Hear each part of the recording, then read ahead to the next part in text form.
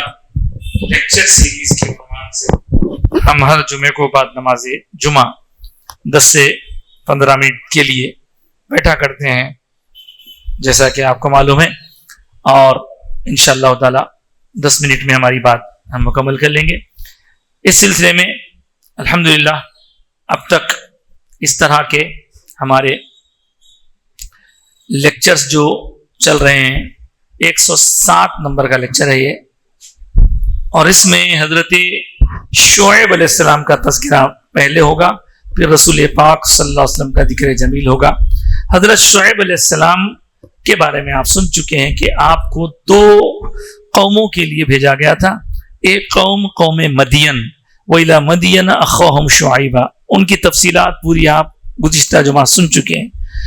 ایک اور قوم جو حضرت شعیب علیہ السلام کی اصلاح کے لیے مقرر کی گئی تھی، وہ قوم ہے اصحاب الایکہ۔ قرآن مجید میں بیان فرمایا گیا کذب اصحاب الایکۃ المرسلین۔ وہ اصحاب الایکہ بھی قوم مدین سے قریب ہی کئی ایک اور مقام تھا، وہاں کے رہنے والے لوگ تھے، چونکہ ان کے اندر بھی وہی خرابی تھی جو خرابی مدین والوں میں تھی، یعنی شرک اور بت پرستی کے علاوہ مال ناپتول کے بارے میں وہ بڑے خیانت کرنے والے تھے۔ اور چونکہ میں نے اس سے پہلے بھی تفصیل بتائی تھی کہ وہ مقامات بزنس کے لیے بہت کارآمد تھے، عالمی منڈی تھی وہاں پر، تو لوگ آتے جاتے رہتے تھے مختلف مقامات سے، اور ان کو جو مال دینا ہے اس میں ان لوگوں سے کمی ہوتی تھی، یعنی جس کو ہم ناپتول میں کمی کہتے ہیں، عام عرف عام میں ڈنڈی مارنا بولتے ہیں۔ تو قوم مدین کی تفصیلات جس کی وجہ سے وہ لوگ عذاب سے دچار ہوئے سن چکے ہیں۔ اب آج ہم اصحاب الایکہ، ان کو بھی حضرت شعیب نے سمجھایا، کہا کہ دیکھو اللہ کے سوا کسی کی عبادت مت کرو، اور یہ جو تمہارا ناپ تول میں کمی کرنا ہے یہ غلط بات ہے، اور کہا کہ جب کوئی چیز دو تو پورا تول کر دو۔ صاحب یہ پورا تول کر دینا جو ہے یہ خالی اس زمانے کے حد تک نہیں تھا، آج بھی ہے۔ جو چیز کے لیے آپ اس سے سودا کر رہے ہیں وہ پورا اس کو دینا۔ اور اسی سلسلے میں پھر ان لوگوں نے آپ کی نافرمانی کی، اور جب بہت زیادہ پانی سر سے اونچا ہو گیا تو اللہ تعالیٰ کی طرف سے عذاب آیا۔ عذاب کیسا آیا؟ اللہ اکبر! دیکھیے کیسے عذاب آئے پچھلے زمانوں میں، پچھلے نبیوں میں۔ اب ہم سرکار کی وجہ سے رحمت میں مزے میں ہیں، تو عذاب اس طرح آیا کہ وہ لوگ دوزخ کی ایک کھڑکی، دوزخ کا ایک دروازہ اللہ نے ان کے اوپر کھول دیا۔ اتنی گرمی سے جسم جھلس رہے تھے، تو وہ لوگ کیا کرتے؟ اس گرمی سے بچنے کے لیے اپنے گھروں کا رخ کرتے، باہر دھوپ تیز، گھروں میں جاتے تو گھروں میں بھی ظاہر ہے 4 دیواری کے اندر اور گرمی ہوتی ہے، اس سے بچنے کے لیے وہ بھی کار کرتے ہیں وہاں۔ پھر ایک بات تفصیل اس میں بتائی جاتی ہے کہ ایک ابر کا ٹکڑا آیا جس سے ان کو ٹھنڈک محسوس ہونے لگی، ایک طرح سے وہ ٹینٹ کی طرح تھا، تو یہ سارے کے سارے لوگ اس کے نیچے آ گئے۔ اس کے بعد بتایا جاتا ہے کہ اللہ تعالیٰ نے ان لوگوں کو زوردار ایک آواز کے ذریعے زلزلہ پہنچایا، اور اس زلزلے میں وہ پوری قوم ہلاک ہو گئی۔ جی ہاں، اب جو حضرت شعیب کے ساتھ جن کو اللہ تعالیٰ بچانا چاہتا تھا وہ بچ گئے۔ اس طرح اصحاب الایکہ کی بستی والے بھی نافرمانی کرنے پر، نبی کی نہ ماننے پر ہلاک کیے گئے، اللہ کے عذاب سے دوچار کیے گئے۔ خصوص ان کا بھی ناپ تول میں کمی تھی۔ اللہ اس ناپ تول میں کمی کی بری خصلت سے ہم کو محفوظ رکھے۔ اس بارے میں علماء کرام نے یہ بھی بتایا کہ ناپ تول میں کمی کے تحت ہی وہ میٹر بھی آتا ہے کہ اگر کسی نے آپ کو اپنے پاس ملازم رکھا ہے تو آپ کو یہ ٹائم سے یہ ٹائم تک وہاں رہنا ہے، لیکن آپ تنخواہ تو پوری اٹھا رہے ہیں اور اس کی اجازت کے بغیر ٹائم کم اسپینڈ کر کے نکل کے بھاگ کے آ جائیں تو یہ بھی ناپ تول میں کمی آتا ہے، اس کے اندر بھی ناپ تول میں کمی کا حکم لگے گا. اس لیے کسی کی ملازمت کر رہے ہیں تو اس میں پھر کسی اور کا کام کر کے دے رہے ہیں اور اپنے مالک کا نقصان ہو رہا تو یہ بھی اسی میں آئے گا. بہرحال اس طرح کے بہت ساری باتیں علماء کرام نے حضرت شعیب علیہ السلام کے واقعات کے ضمن میں لکھی ہیں. تو اللہ تعالیٰ سے ہم یہی دعا کریں گے کہ مولا جس طرح پچھلے نبیوں کی امتوں کو عذاب سے دوچار کیا گیا، تو اپنے کرم سے، اپنے حبیب کے کرم سے ہمیں اجتماع عذاب سے بچائے رکھا ہے. ہمیں ایسے کاموں سے بچائے رکھ جس کی وجہ سے تو ناراض ہوتا ہے. اس کے بعد ہم آتے ہیں سرکار کی سیرت پاک کے حوالے سے. حضور کی سیرت مبارکہ میں مکۃ المکرمہ میں حضور نے 40ویں سال اعلان نبوت فرمایا وحی کے نزول کے بعد، اور تقریباً حضور کی عمر شریف 50 سے ذرا قریب ہے. اور اس دوران آپ نے سنا کہ حضرت ابو طالب کی ایک مشہور گھاٹی تھی، اس میں جا کے یہ لوگ رہنے پر مجبور کر دیے گئے. ان کا انہیں حضور کے خاندان کا سوشل بائیکاٹ کیا گیا اور مطالبہ تھا کہ ہم آپ کو سب آسانیاں دیں گے، بس آپ اپنے بھتیجوں کو ہمارے حوالے کر دیجیے. اور جس دوران وہاں یہ بات ہو رہی تھی تو جسے ہر زمانے میں کچھ ظالم قسم کے لوگ رہتے ہیں، انہوں نے اپنا اثر رسوخ کر کے ایک باقاعدہ تحریر بنائی اور لکھ کر کے اس کو کعبے کے اندر لگا دیا کہ یہ خاندان سے کوئی تعلق نہیں رہنا. تو یہ 3 سال تک پورا یہ لوگ تکلیف برداشت کرتے رہے. اس دوران جیسا کہ گزشتہ بھی آپ سن چکے ہیں، حکیم بن حزام نامی حضرت ابی خدیجہ کے بھانجے بھتیجے تھے، انہوں نے کچھ پہنچانا چاہا تو ابو جہل آ گیا، کیسے پہنچا سکتے تم وہاں پہ؟ بول دیے کہ وہاں کچھ نہیں پہنچانا. اور بچوں کی چیخوں کی آوازیں آتی تو یہاں لوگ خوش ہوتے تھے. وہ لوگ پتے کھا کے جی رہے تھے، وہ لوگ چمڑے کھا کے جی رہے تھے، لیکن یہ لوگ خوشی میں. لیکن ظاہر سی بات ہے ہر زمانے میں کچھ اچھے لوگ بھی رہتے ہیں.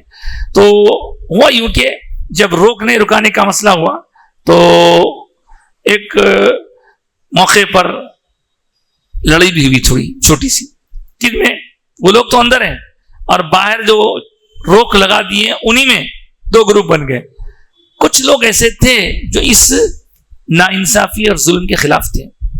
چنانچہ آواز اٹھی تو اس میں پھر ایک شخص ابو البختری نامی تھا، اس نے ابو جہل کو ایک ہڈی سے مار دیا.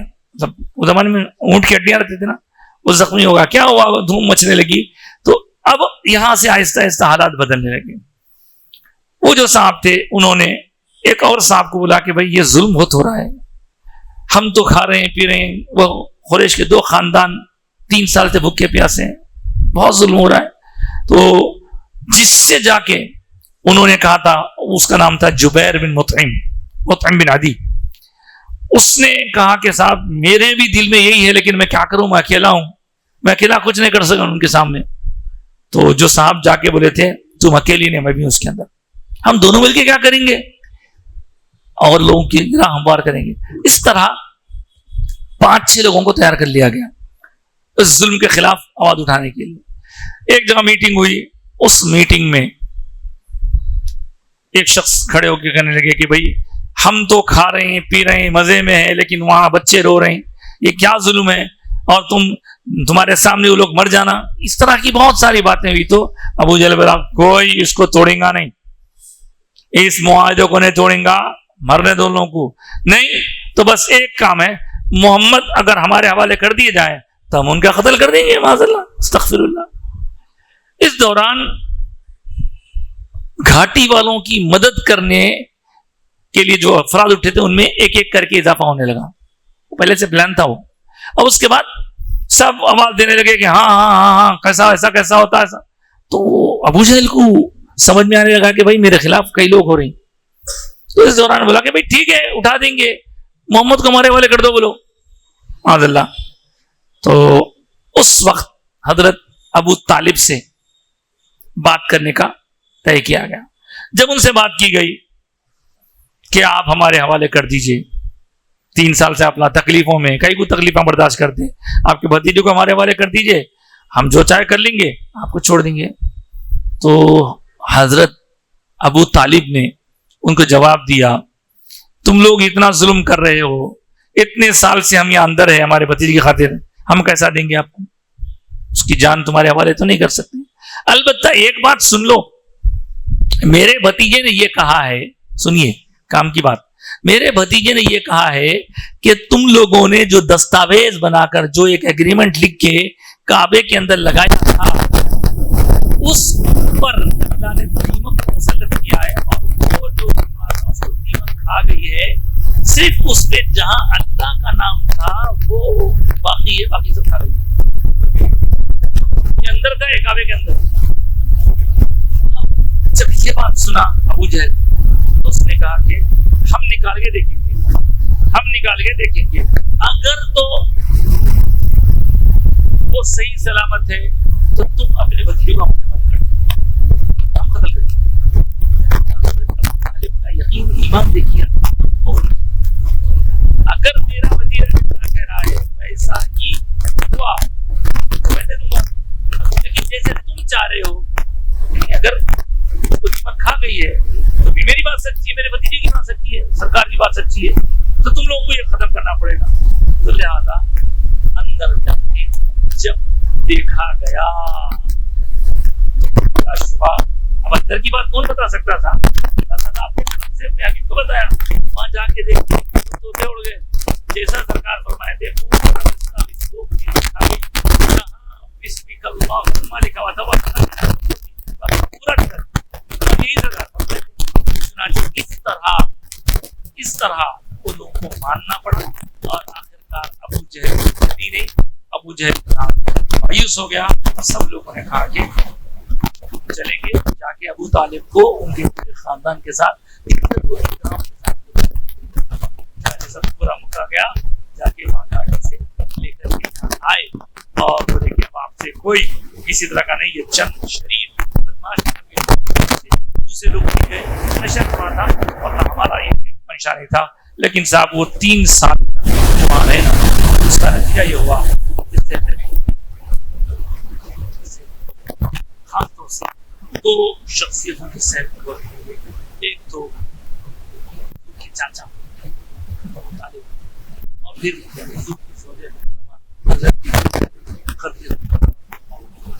इसके बाद के हालात खत्म करेंगे कि ये जो शब के 3 साल बड़े कठिन साल हुजूर की खातिर उन्होंने बर्दाश्त किया, आखिरकार खत्म हुआ। लेकिन वो किस्सा खत्म होने के बाद आप देखिए, वापिस आने के बाद हुजूर की जिंदगी में एक बहुत और कठिन मरहला आता है। उस कठिन मरहले को गम का साल, गम का साल क्यों कहते हैं? गम का साल, ऐसा क्या गम हुआ कि हुजूर अकरम सल्लल्लाहु अलैहि वसल्लम की सीरत पाक में उस साल को गम का साल कहा जाता है? वो इंशाअल्लाह हमारे वाले जुमे में गौर करेंगे इस पर। नहीं होते मुकम्मल करते हैं और अल्लाह से करते हैं, मौला इस तरह हुजूर की सीरत पाक सितम किया जा रहा है। हुजूर के सदक़े में मुसलमानों पर होने वाले जुल्म खत्म करवा दे रहा है, दुश्मनों को कमजोर, लोगों को, बुजुर्गों को लिंचिंग किया जा रहा है, घरों को गिराया जा रहा है, और कई नौजवानों को बहकाकर इस्लाम छोड़ने पर मजबूर किया जा रहा है। क्या परवरदिगार हुजूर के सदक़े में हमारी इन मुश्किलों को आसान फरमा दे और मुश्किलों को दूर फरमाकर हमारे आका सरकार सल्लल्लाहु अलैहि वसल्लम के सच्चे आदमों में शामिल फरमा।